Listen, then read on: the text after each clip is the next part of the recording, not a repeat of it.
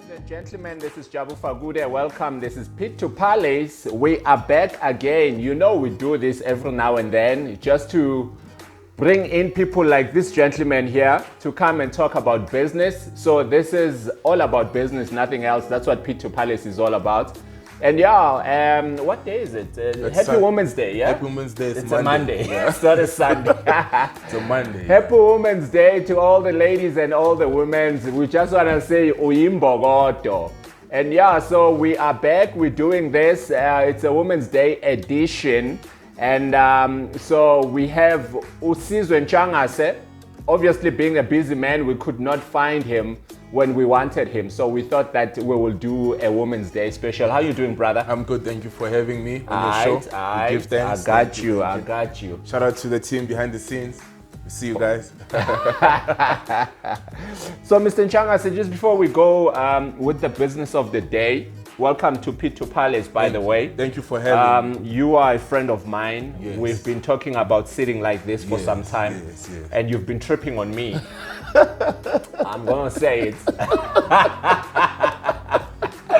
You've been slicing on me, Tsotsi. No, actually, I remember you telling me about the whole concept of Pit to Palace. And I've always there with you behind the scenes. So I didn't want to do the interview yet because I wanted to see how build capacity. Yeah, I wanted to see you so strong. Like now you are strong. You see, you have lighting. You have these nice.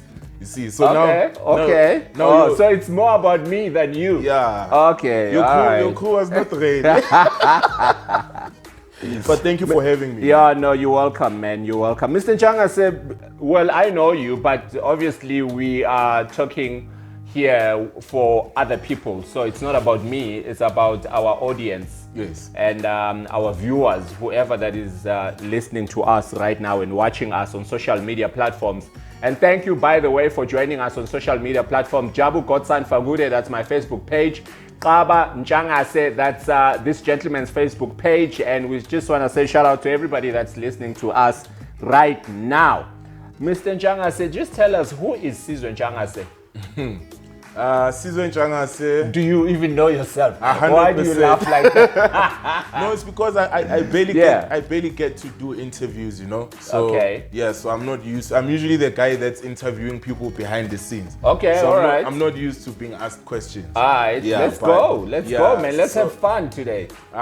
Simple terms, Qaba Ntshangase. Yeah. My birth name is my real name that I was given by my parents is Sandile Qaba Ntshangase. But but because we can't write on the birth certificate that Sandile Qaba Ntshangase, we had to write Sandile Qaba Ntshangase. That's my real name. That's my real name. That's me. Yeah. I was born in Potchefstroom, and then my family is originally from KZN. Okay. Yeah, but I was born in Potchefstroom. It's a small town right after Forgeville in the northwest. All right. That's where I was born, and then when I was 5 years old, I moved in the northwest. In the northwest province. But my mom is Tswana, but I'm Zulu. Oh, I see. Yeah. I see. That's my where dad was one of those Timbu type of niggas. You know? Yeah. All right. He got himself a woman this side, a woman that side. A yellow pond that side. So that's where I was born, and then when I was 5 years old, after my dad passed away, we moved to Tembisa. Well, you were 5 when you passed? I was 5 years old actually when my father passed away. It was actually a tragic death. He was shot when he was on his way to work. I signed up permanently and I was 5 years old. And then we moved to Tembisa. Luckily, by the time he had passed on, he already bought a property in Tembisa. Oh, okay. Yeah, this is like back then. I was 5 years old. Then we moved to Tembisa. And then, I grew up at Tembisa. I have 3 sisters and 1 late brother and 1 mother. And a lot of cousins, but my intimate close family is Bangan. It's just me, my mom, and my 3 sisters. Okay. So I'm the only nigga at home. I went to Negro. I'm only guy at home. Negro. Negro. Okay. Negro. Got you. Yeah, Negro. Yeah. So I went to St. Gemma, grade 1 till grade 3. Right here in Tembisa. At Tembisa, at St. Gemma, Mrs. Virginia. Wow, shout out to Mrs. Virginia. Everybody that went to St. Gemma knows Mrs. Virginia. Okay. She's late now. May her soul rest in peace. She was a darling. She groomed us, man. I got you. Yeah, and then when I was in grade 4, izinto zaqala ukushintsha at home then. we moved to my suburbs. Okay. Yeah, that's when we moved to. It was not really a suburb. There's a place called Klipfontein on Allendale Road. Well, it was a suburb. Yeah. Well, it's not what it is today. You know what I'm saying? Yeah, I'm up on house. Yeah, so we moved there with my mom and my sisters. Then I went to Enokem Park Primary. This is from grade 4, standard 1 until grade 7. Yes, and then sir. I started off my high school I was very naughty like in high school. Everybody that knows me from my high school days probably like knows with cool. Wow, what was going on with you? I think I was confused. I was a confused high school kid because I only had glimpse of my father's death, and then it actually started hitting me properly in high school. But no, man, I actually don't have a father. You know, you start seeing it when you're chilling with your friends. Small things, you know. Small things. Your friend has a sneaker. You don't get that. Pop sporting. Yeah, I bought myself. I never wore branded clothes. Like I bought myself the first branded item. Like I was just wearing normal clothes. That was soft Q. No, that's not. No, like in terms of clothing. Yeah. So started my high school, grade 8. I went to Spartan, and then Spartan High School in Kempton Park in the East End. And then after grade 8, Spartan, because I was a bad boy, Spartan, Also, by the time it was around the time whereby things were now bad at home. My mom now couldn't afford financially. She lost the job and all of that with three kids and with 3 girls, 2 girls and one nasty boy. One bad boy. Okay. Yeah. Now you mentioned that your brother passed away. Was he older than you? My brother was older than me. Okay. My brother, I have a late brother and an older sister from my dad's first lady. Oh, all right. Yeah. Okay. So anyway, grade 8, and then I failed the Spartan. Then from Spartan, what was crazy? Well, failed grade 8. No, I didn't fail grade 8. I failed grade 9. I failed grade 9. Spartan, I passed grade 8. And then what happened is that I remember that time we were paying around 450 school fees, and it was like, you were like a lot of money. You were a cheese boy if you were paying 450 school fees. Yeah. So now I had to go from Spartan to a school called Kashane, Elandsfontein. Okay. Yeah, that's the school that taught me most of the things that I know about the streets today. Because now I literally went from paying school fees 450 a month to paying school fees 160 a year. Okay. You understand? There's nothing wrong with that. No, there's nothing wrong. You're just making it sound like it's a funny thing. There's nothing It's not wrong. about how much money you pay for school fees, by the way. Yeah, definitely. It's not about the price tag. Right. There's schools that are for free that are super on point. They super deliver and they groom the kids well. So for me, it was the whole transition from going from private school. You know, private school, you wear your blazer, your half jersey. You look neat. You know? And then now I'm getting to a Kashane, Shama All Star, Masupega, Sistrala Spermamazole. That's when I started smoking weed, actually. Wow. My first. A lot of people don't know about me and the cannabis part. But for a very long time in my life, I was actually consuming cannabis. That's when it started, when I got to Ekashan. So what happened also at Ekashan is that I became the guy who was from a cheese boy school. You see? Okay. Yeah, so when you are the guy that comes from the cheese boy school, you tend to attract all the bad boys. All the bad school, boys, you know what I'm saying? Yeah. So I started hanging around the bad boys. I fast forward, grade 9 I passed. And then grade 10, things slightly got back to normal at home. Grade 10, I went to Rosefield Technical High School. But now going from Spartan to Rosefield now, that's another transition for me. Because you get there at Rosefield now, you are back to blazers, you see. People, they are looking nice, they are neat, you know. I never wore all toughies at Kashane the whole year. I was wearing a superga. The whole year, I was being at that time we used to cut our pants. This is my put up and so So now it gets all mixed up together. Mixed up in Actually, used to have cornrows. You know what? In grade 9 I had cornrows. Let's go on. Mr. Ntshangase. Yeah. Well, you are known as Qaba in the street, right? Yeah. But you've already explained your name and all that stuff. Yeah. Where does the name Qaba comes from? The name Qaba is Qaba, Q for Queen, Qaba ngesiZulu. In Xhosa is Xaba. Qaba basically means a stubborn person, ongalaleli, ongamameli imithetho, ongahambi according to the way izinto kumele zihambe ngakhona. Alright. So what would happen is that while I was still in high school, at Rosefield now, what happens is I became friends with Amakalat. Okay. And foreigners like the Nigerian guys and whatever. So they were like the hard guys at school. Yeah. So in the crew, I was the one that didn't have a position. You know, in every crew, there's like a position. Yeah. There's a strip boy, there's a pantsola, there's the gangster. So I didn't have a position, so I had to find a position. So I created a position for me whereby I used to like break rules, you know. So I started this hustle whereby I used to like sell these cards that people used to use to be able to get like food. So I created those cards. Right. So then my friends started to say to me, no, you have a very stubborn mentality. Okay. You understand? Stubborn. And then every now and then people would come and be like, I went on Qaba. You look so soft, but like no Qaba. Oh, yeah. I see where that comes from. So the name actually came from the people. Like you stubborn.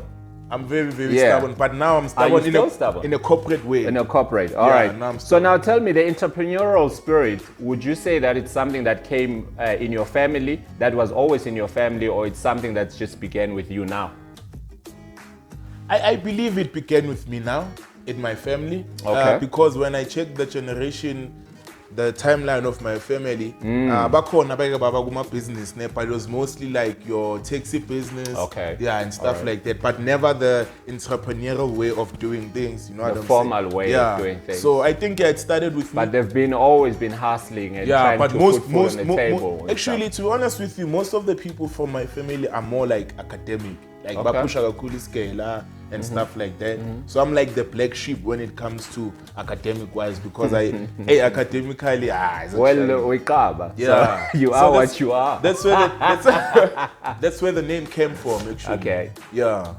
I hear you. Tell us about Soft Q, man.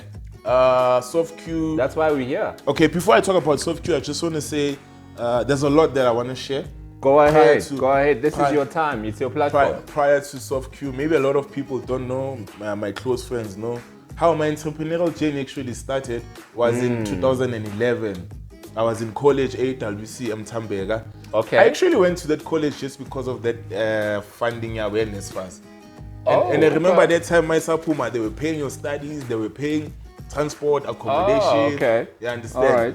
So I was still there. So you're getting a stipend or some sort? Yeah. Okay. So I was still, I went there, I studied construction planning and plant and equipment. I'm good in the construction field, actually. I'm actually a qualified plant and equipment manager. I can manage your plant and equipment. That's what I'm qualified in, academically. So that's earth-moving equipment now. Yeah, that's earth-moving equipment. Yeah, I know how to repair and maintain and things like that. Repair? Yeah, I am on that. Oh, okay, okay. No, I mean, against the physical part, you dismantle. I know what to do to dismantle. Then I will assign someone to dismantle. I mean, heavy. So anyway, while I was in college, it was in the new era of Twitter. I got you. Yeah, 2011. So I went on Twitter and then I came across a post by a guy called Qaba Ntshangase. I know Qaba. Yeah, Qaba Ntshangase, that time, he used to own a club in Sandton called ZA. That time it was one of the best clubs in the country, literally. That's not long, I mean, that's like what, 2011. 20? Oh, okay. Yeah, 2011. Yeah. So basically those guys were pushing a program called the ZA Mentorship Program. Basically, so basically there's a mentorship program, but for 100, you come in and then you pitch, you tell them about yourself, what you want to do, and then from that 100, they only want to take top 10, then they want to mentor the top 10. Okay. They teach you business and whatever. And if you can remember correctly, like during that time, like Kenukunene was the hottest man. Like, no, he was the thing. He was the thing. Yeah, it was during the era of the sushi vibes. Yeah. That's when Nick Kotanya started. That's when Nick Kotanya. Yeah. So I went and then I applied actually. You first apply online, the ZA mentorship program. I applied online, then they say to you, in 2 days, 48 hours, we're going to get back to you. They never got back to me in 48 hours. Then I thought, maybe I don't qualify, maybe it's not my time. And then a week later, I get a call from a lady called Muloko Mackenzie.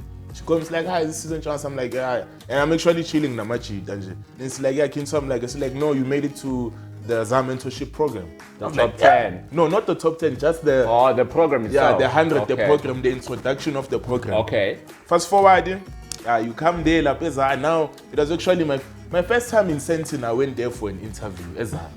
So my first time in Sandton. 2011. Yeah, that was my first time. Okay. That was my first time in Sandton. Okay. And now imagine, we are getting...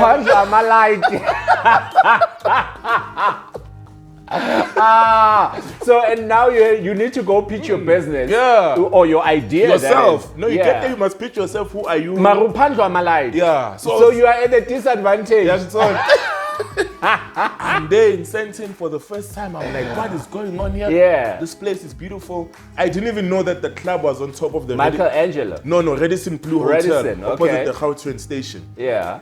I get there in the reception. I'm thinking it's here in the hotel. So I get there. They're like, no, there's a lift that goes straight to the club. I get there. Yo, lift in Kupo. It's my first time in Sentin. More poor lift in. Same time, more beggar. You see very review or something. Yeah. I talk of very doom. Yeah. I doom. Last anyway, singing up, I see 100 and something. Yeah, you yeah. pitch, basically, about 5 minutes. You come in, you tell them about yourself, what makes you different, what is it that you'd like to learn from the mentorship, like a one-page thing. Yeah. We did that sharp, and then they say, no, leave. We leave. They tell us, no, they'll contact So us. they don't give you the results on the spot. You don't know how you. Yeah, but how it happens. no, we'll contact you. Yeah. I just thought to myself, yo, now I'm in Sentin, now I'm meeting these people Yeah. who look like they have money. Yeah. They're wearing clothes and brands that I can't afford. Yeah. They're smelling good. Some of them came with their profiles. So you had to go via the mall. I mean, you can't just go that far and not go into the Mandela Square. No, funny enough, I didn't even go. My first time in Sentin, I didn't go to the mall. Like, I was so nervous after that interview. I literally took a taxi back to where Alex Kunganwam. And a week later, they didn't call me still. I'm like, maybe I won. You flopped. Because the people that are there must talk. Yes, hey, loan degree, marketing, events, what. Hey, man, I want. Hey, we are Steve get some, say, a college in Tambe. Jeez, yeah. Sharp, fast forward, I'm told you call him email. But Antoine, you've made it. Was Abashkut, you've made it to what? I will get this 30. Okay. From 100 to 30. Now, Masi 100 state. Remember now, Kenukunen and Katin. Hurry up, our time. Yeah. Remember now, Kenukunen and Katin Mackenzie are at a point that time whereby they even have the reality show. They're big. They're driving the Porsches and whatever. Yeah. So when you get to that top 30 now, they break down things to us. Basically, it was like a coaching session. And then they would give you like a task, okay, we want to host an event. We want to test you how many tables can you sell, how many people can you bring in. That time KO was launching the album, Iskanda. Hey, not Iskanda. Before Iskanda, he was launching the record label. Like, Catch Time. Yeah. So that was the first event we did. The event was a success. Fast forward after that, a week later, I'm surprised, but hey, dude, hey, Pella, you made it to the top 10. That's when my entrepreneurial journey started. The day I sat down with Kinukunen and Gaten Mackenzie and may one-on-one now. Yeah, one-on-one. May God actually bless Kinukunen and Gaten Mackenzie because they actually changed my life forever and I forever value them because of that. Anyway, when I sat down with them and they told me that I'm in the top 10 and now we want to be part of the intimate sessions where they teach you things, how to move, how to do this, how to... That's when my journey started because now from there, I'm going from Endlini, I'm going to Mtambega to attend class, and then from Mtambega I'm going to Sentin. So you're a Sentin boy now? That the lights are Yeah. So that's when the journey started. They started to train us about entrepreneurship and whatever, and then 2 years down the line, the business had to close down. It was amazing because I even went to Durban with them. I think we even did Cape Town because they were in the process of opening a ZA franchise. And then it ended at up the waterfall in Cape Town. At the waterfall, VNA waterfall in Cape Town. And then basically what would happen in that ZA mentorship program, those guys actually let us in on let me put it like this. Kenny Kunen and Gaten Mackenzie had a slice of cake, which was their life. In that slice of cake, what they did on the reality show is that they just took 10% of that slice of cake to put it on the reality show. So we had access to the other 90%. Yeah, so if you are sitting with Kenny Kunen and Gaten Mackenzie, you could literally ask them anything, whether it's about marketing, whether it's about strategy. They would even teach you something as far as understanding why do people spend how they spend, why other people look at the price and things like that. So I used to absorb that a lot. That's when now I started reading a lot. Then I dropped out of college. I was like, no, I'm out. I don't need this anymore. I don't need this thing anymore. I got it. I think I got it. I started my first business. Which was? My first business was Qaba Lifestyle. I remember that. Qaba Lifestyle basically was a group of 6 young men from the township who rendered different types of services. I was the founder. There was a guy that did PR. There was a guy that did The guy that did PR now has his own production company. He was currently, he was, I think, for the past 9 months, he's been working with Moja Love. His name is Slaki. Shout out to Slaki. Yeah. There was a guy called Maningi, Kagiso KG. He's done voiceovers now for Mutswedi in the city, even for Calling Blue Label. Okay. Yeah. Then there was a guy called Kai Milano. He was our sound engineer. Then there was a guy called... They're still there. Don't speak I'm speak saying- like they're I'm saying- no longer I'm or saying in the they were business. because they were part of I the got Qaba you. Lifestyle movement. Yeah. So the plan with Qaba Lifestyle basically was to do brand management and product management for township businesses, and then to eventually turn it into a reality show.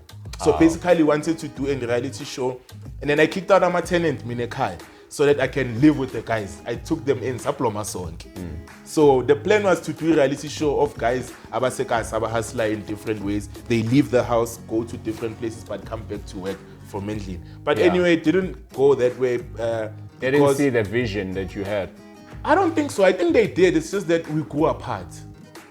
I think we grew apart because now they all started to have a high interest in their own personal visions and agendas. Then we started. We're no longer working as a team yet. You know we are what I'm all saying? doing Yeah, different. and then it becomes a challenge now. The thing about being a leader is that you can see things when they're coming. Which I want to now other people are starting to pull apart. And then before Wutisilo, I decided, you know what, let me just dismantle Qaba Lifestyle. So I shut it down. We separated Namachita from Qaba Lifestyle, and then what I started doing is that I started doing tour to schools. I started going to schools. I did 12 high schools in 2 weeks in Tembisa. Doing what? So basically I was going to the schools in Tembisa and I was teaching about the fundamentals of entrepreneurship. So we would speak to the HOD of life orientation, and then the HOD would give us a platform to come and speak to the kids after school or on a break for 30 minutes. So I would come in, then I would speak for 15 minutes, then I would get another fellow entrepreneur to come on board. And then while doing that, that's when I met another fellow brother called Makau, the owner of Caprivi. That's when now I joined him, and then we started a business called Entrepreneurial Talks. Entrepreneurial Talks, we're doing business seminars, expos, and workshops for entrepreneurs. I remember the first one, the first two that we did, we had Banyazali Suf, we had Yopili Slikane, we had big names there. I remember this one time I think I remember that talk. Was it at Caprivi? Yeah, at Caprivi upstairs by the lounge. I remember. We even got so arrogant to a point where I remember one time we even put Vusi Tembagwai on the flyer. And you never booked him for that event. Yeah, we put Vusi on the flyer.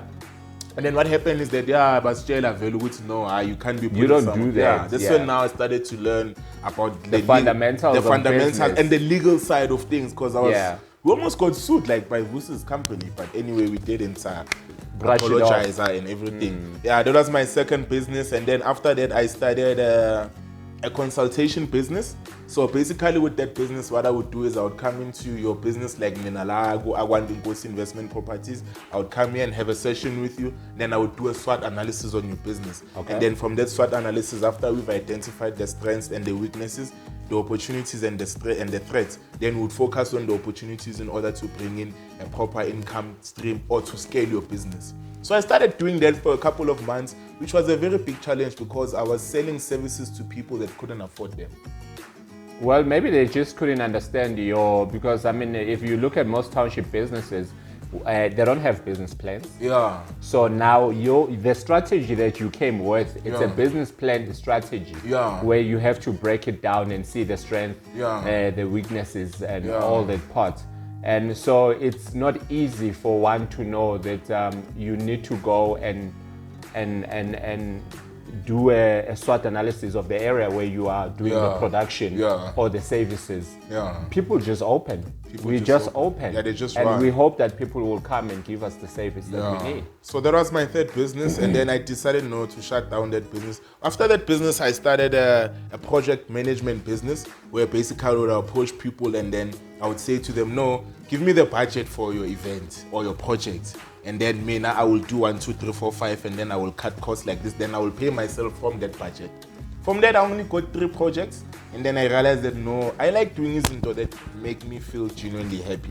So that thing was not making me feel happy, and it was actually taking me more into the nightlife turn-up type of setup. And at that time in my life, I didn't want to take the Qaba brand in that nightlife sort of setup. So I decided to cut myself off from the entrepreneurial space of the East Rand or Tembisa, if I may say. Okay. So I went off social media for a full year. I remember sitting down with my partner. I was like, no, baby, you know what? I've decided that I'm gonna deactivate all my social media platforms. I need to find myself.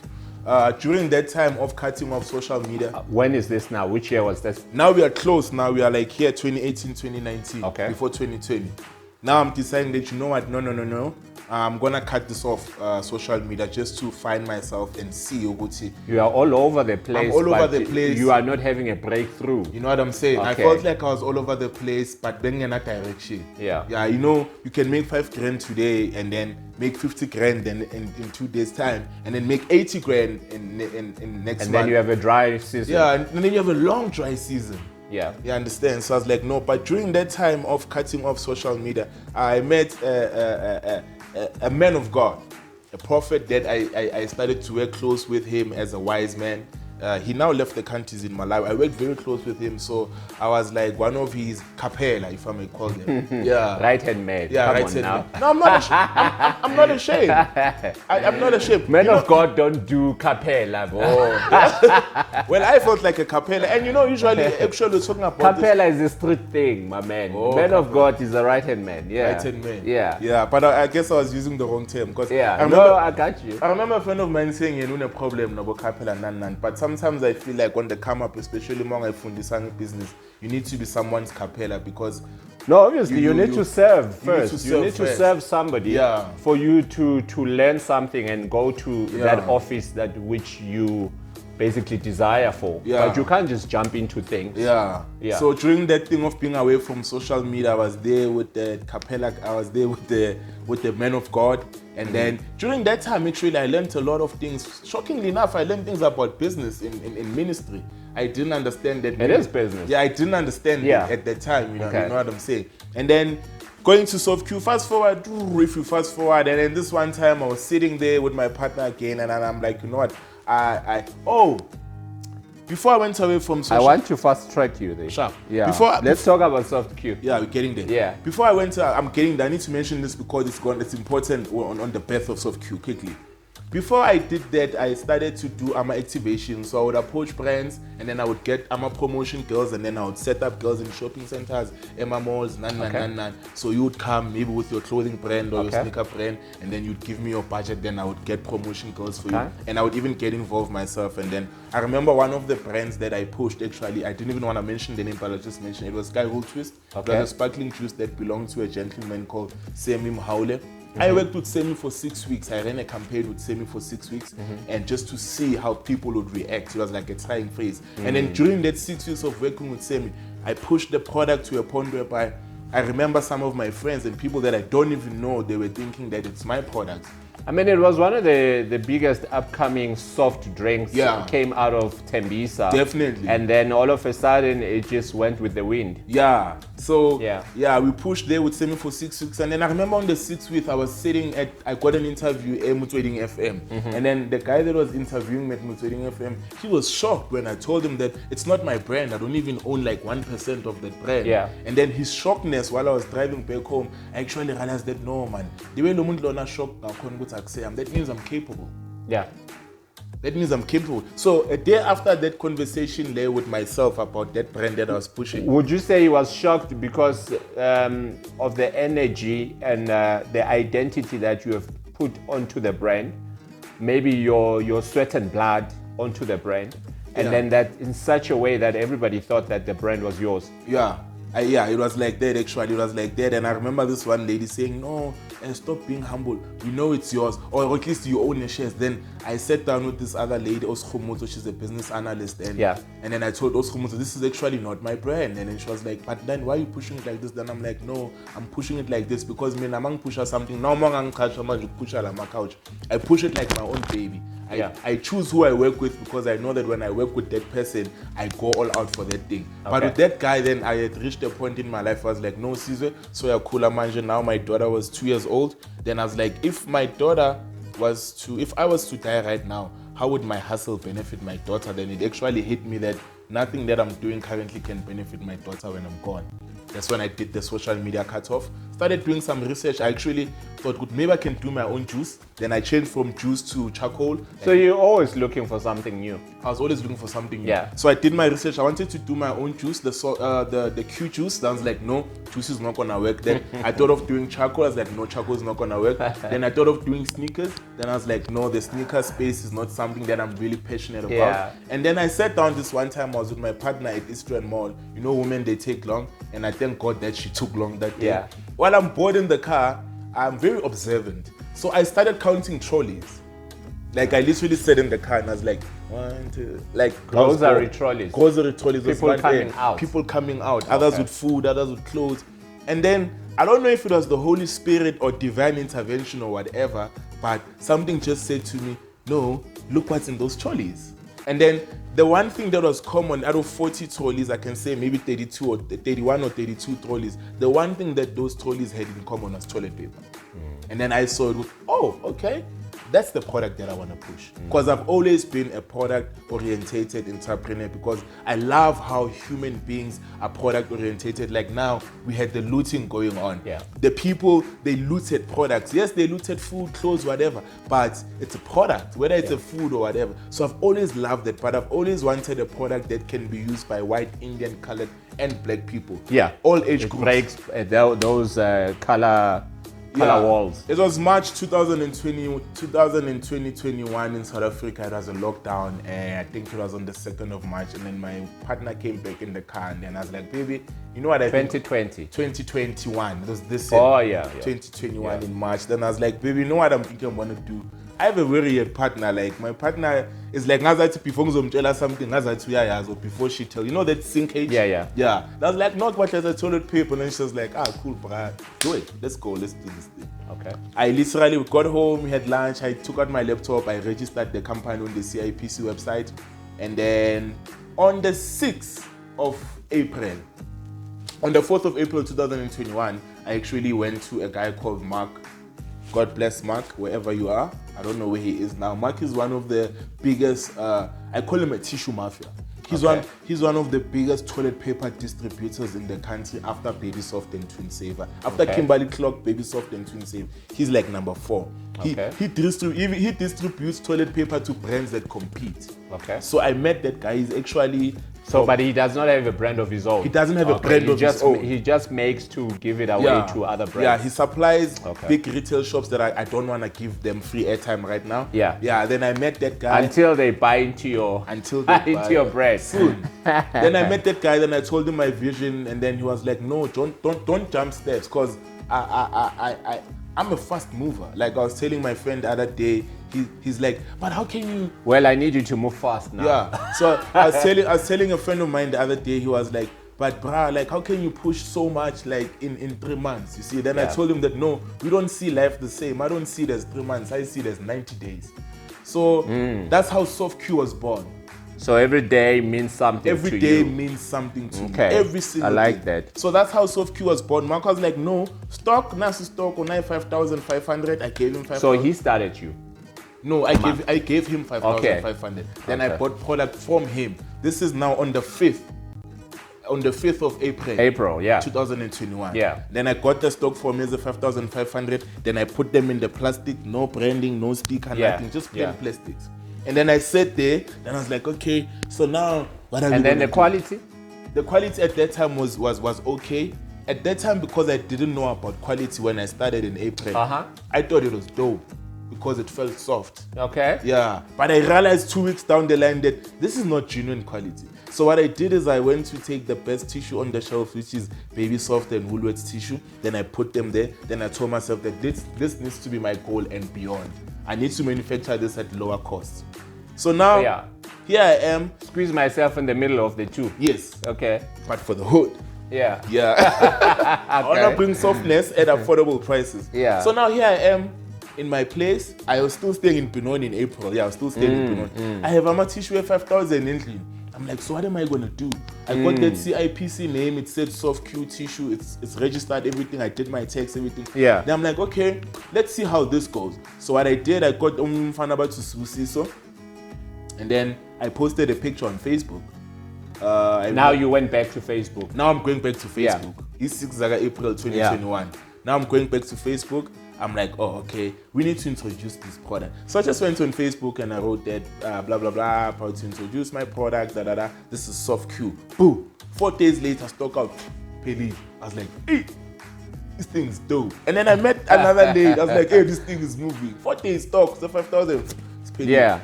And then, so, all right, I got that. So I just want to know what makes your brand popular with the people? What makes my brand popular with the people is you call it the people's tissue, the people's right? tissue. It's soft Q, the people's tissue. That's your payoff line. Why? The people's tissue. I use the people's tissue because I believe that as a people, especially black people from the township, we have been living a life of consuming product to a point whereby we've been brainwashed that it's not product, it's things we need. For example, Limpopo.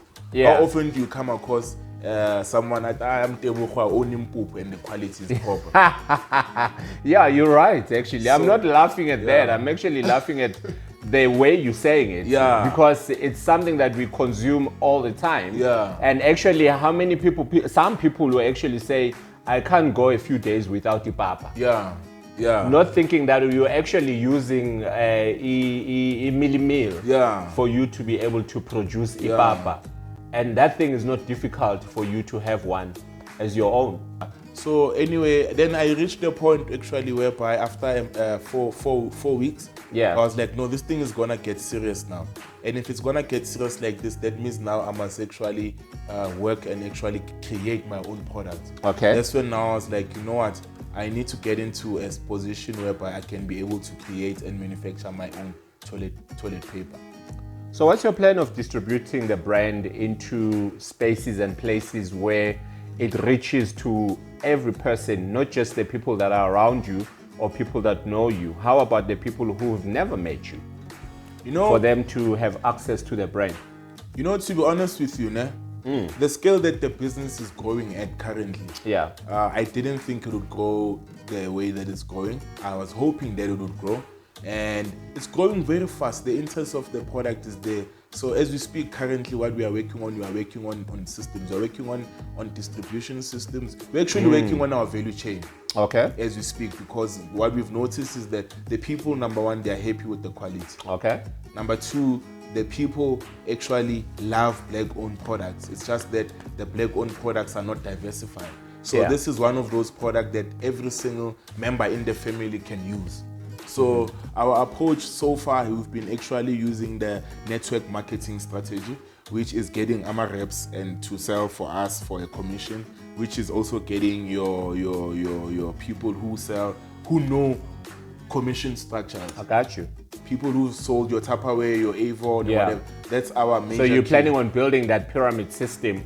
So where people can actually bring in people under their umbrella. Under the umbrella and let them grow with the brand like that. And part of our distribution strategy actually also consists of capturing complexes. So far we've managed to capture a couple of complexes where we distribute to the people that stay in the complexes through the caretaker.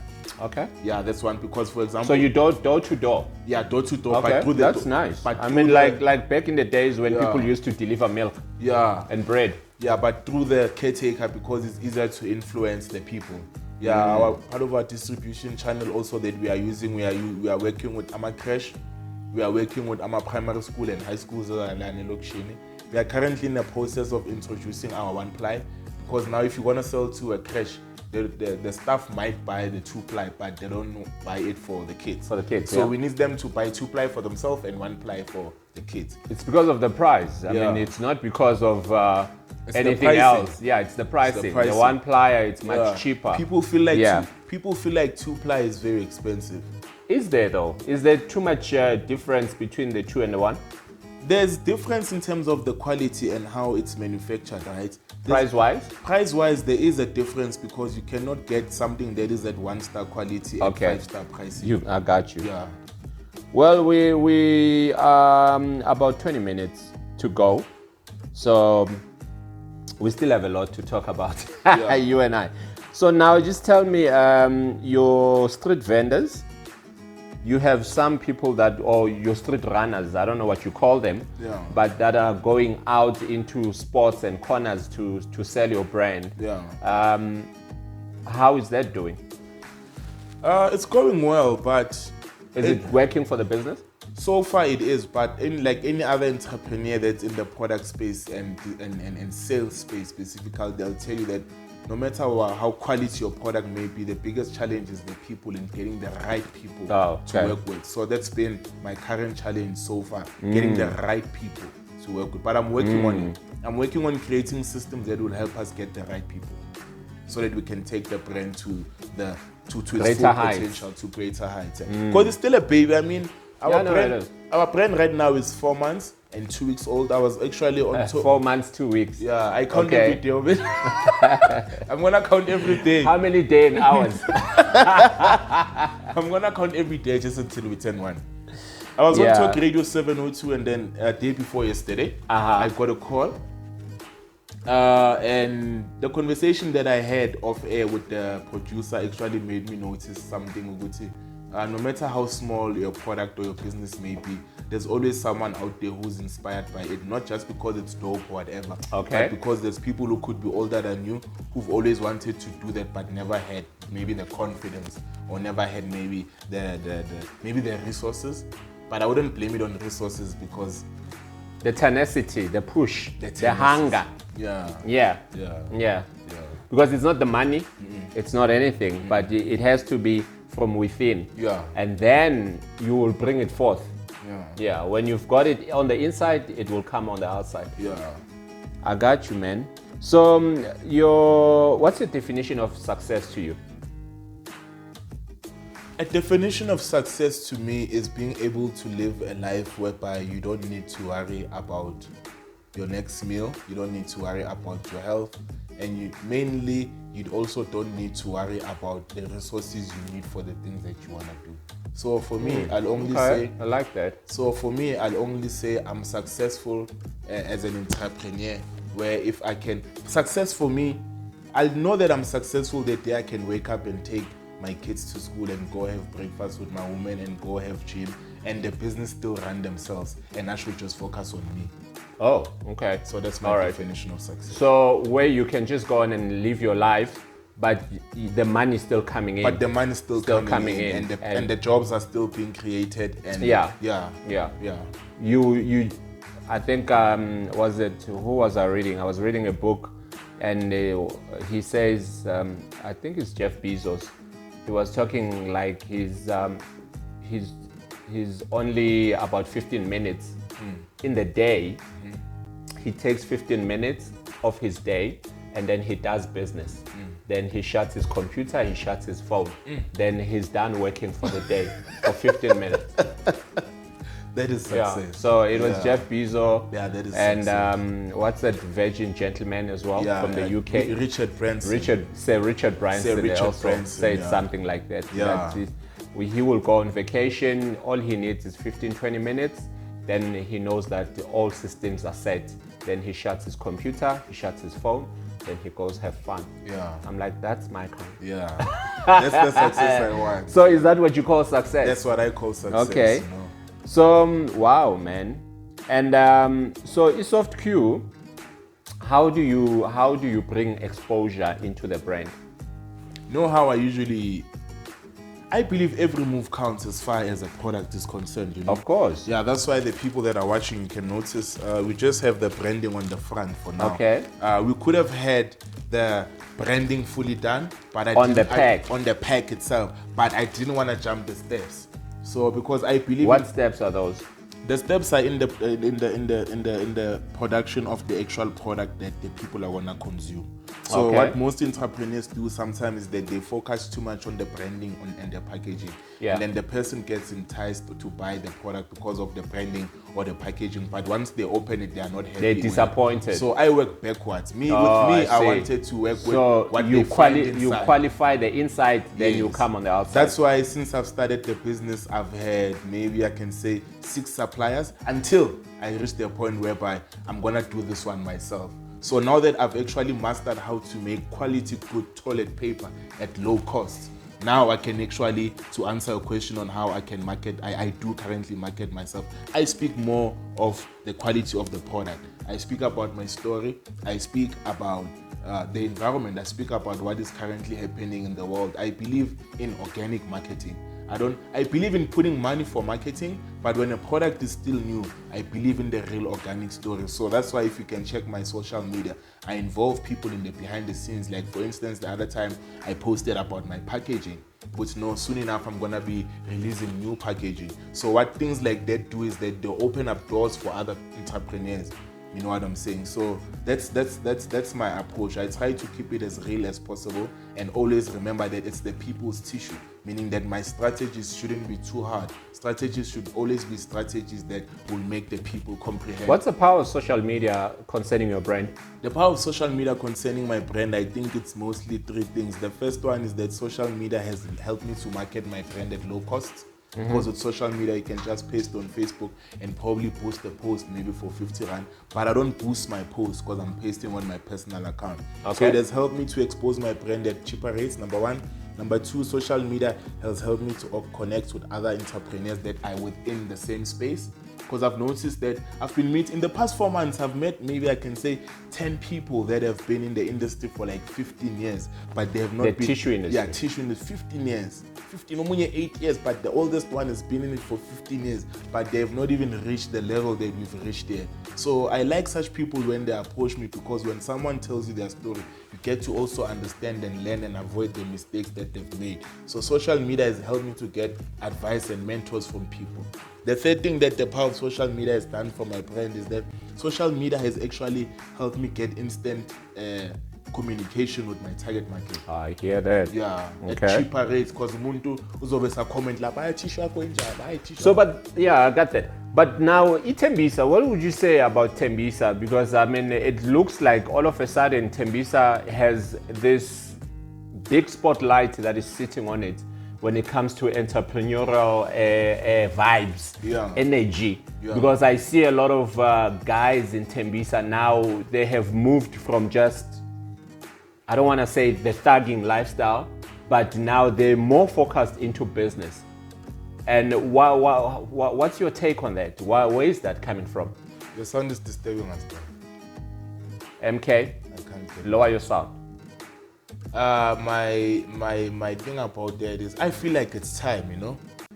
Because if you can look at the history of the township and why the township was created, the township was not created for us to live the way that we are living today. Of course. Yeah. So I feel like it's time that young people are actually starting to see their potential, and more than anything else, all that is happening right now is because of unity. Okay. Yeah, it's a unity whereby what happens sometimes is that when people on different levels with different perspectives on life come together for one mission, yes, the sir. thing is bound to have a big impact. Yeah, so I think actually what's happening right now is that the people are being redirected to what they should actually be focusing on, which is the township economy. Because if you can go to Sandton or Cape Town on Fourways, whatever, the music that is playing there, that is making people dance and spend money, it's music that is made by our brothers and sisters from the township. So the whole... Explain this township economy for me. A township economy... What is that supposed to mean? A township economy, according to me, is the money that is actually generated within the township, whether it leaves the township or comes inside the township. That boy uthengisa ama-veg, uthengisa ama-veg estradeni, uzohamba uyositoka eSwazini. That is part of the township economy. Okay. But according to my personal belief, I believe ukuthi lo mfana loya makayothenga ama-veg eMayibuye. If that business layer eMayibuye belonged to a Tebogo from Tembisa, that money would actually come back to the township, it wouldn't leave the township. So that's a township economy for me. Money that is being generating within the township, and it rotates in the township. Yeah, and leaves and comes into the township. Okay. Yeah. Well, what makes you to be a go-getter? What makes me to be a go-getter is that it's many things actually. One of the things is that I don't know, maybe if I told you this, I dropped out of high school. Yeah. Then you went to technical. I went to technical, then I resigned from technical. Yeah, you dropped out of technical.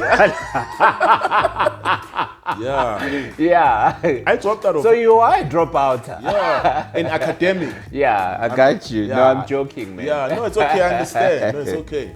It's okay. And I dropped out of high school with a conscious decision. Like Yeah. it was something that I thought I would have dropped out in grade 10. Well, all the great But- men that I've read about, they all have dropped out yeah. in high school. Yeah, that's what makes me a go-getter. That I told myself that okay, I'm gonna drop out and I'm gonna become a multimillionaire. I had not known at that time how I'm gonna do it, but that's what keeps me going. The high school vision. The Yeah. second thing that keeps me going is the little achievements and things that I've been able to attain since dropping out of high school. Because actually, a part of me didn't know these things that I know now. You've always had posts since you and I obviously knew each other for years past.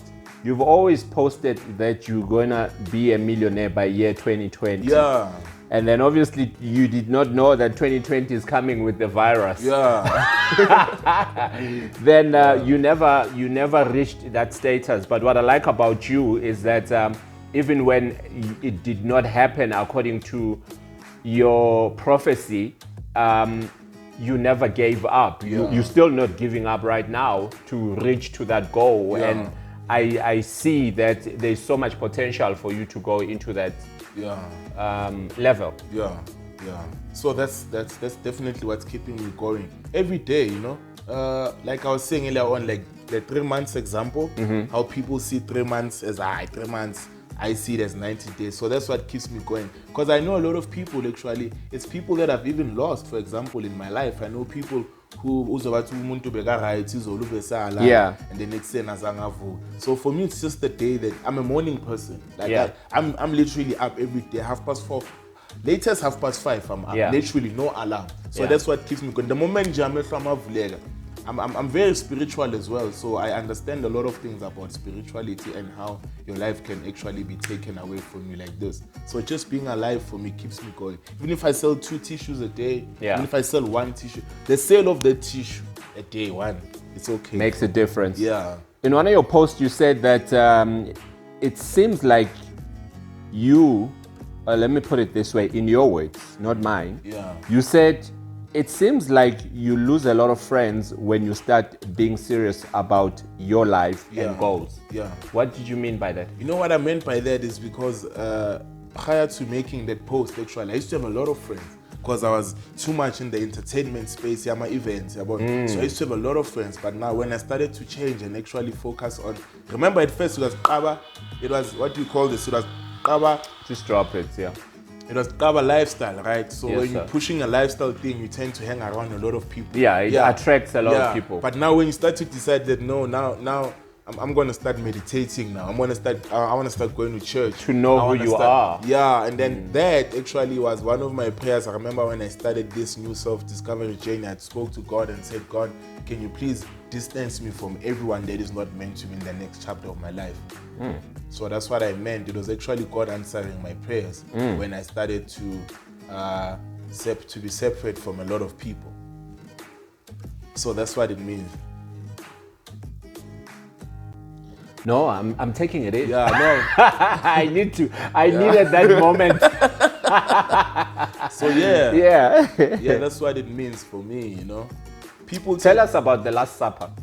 The Last Supper is a non-profit organization that I started in 2017 in June with my younger sister.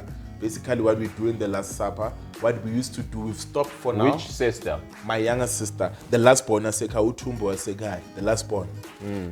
We started The off- one I know? The one you know, yeah, Melta. Melta. Yeah, the future psychologist. She's a psychology student right now. Okay. Yeah. So we started that I organization. interviewed Melta, by the way. Is you it? know, you remember? Yes, I remember. Yeah. I When remember. she was one of the Started. first people when first we few started people. P2 Palace. Yeah. I think she was number 2. Yeah. Yeah. So with the Last Supper, basically what we've been doing is that every second month we've been going and adopting a day. So we'd come to a welfare, let's say the Qaba Ntshangase Children's Welfare, and then we'd take over that day, your breakfast, lunch, your supper. Then we'd partner up with people like Abayenza Mazipo, Nani, to pamper the staff for the day. Just So bring joy. yeah, into so basically we come and adopt a day and we come with Yeah. clothes, we put entertainment. The guys that opened up for the World Cup in 2010, Okay. Tembisa Revolution, I used to manage those guys actually. They were Okay. under the Qaba Lifestyle brand as well. So we move around to Lama Welfare Hospice and Children's Centers.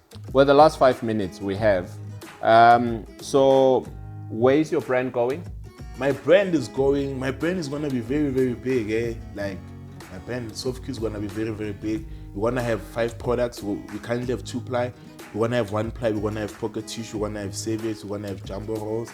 And then hopefully in 2 years' time, I'm going to look into those tissues that people use to wipe their sneakers. I'm still doing research about it. So my brand is going a direction whereby I want all, if not at least 70% of black people in the country I want SoftQ to be the go-to tissue for the middle class and the upper class when it comes to quality. Okay. And my goal is into the next 5 years. So the shares are still open? Currently the shares are not open anymore. I was selling shares. Why you? I never thought you would talk to me. Well, let's touch on that. Just a little. Well, I was selling shares for my business, and I decided to not sell anymore because To pull them out. Yeah, I decided to pull out because what was going on is that I started to notice that the direction that I'm taking the brand, where the brand is now, and the direction that I'm taking the brand contradicts what I'm selling it for. So I've stopped trying to sell the shares to potential investors because I want to sell it for the right price. I hope I'm not the cause of that. No, you are not the cause of that. No. I make my decisions independently. So I take advice from you, my friends, and my family members.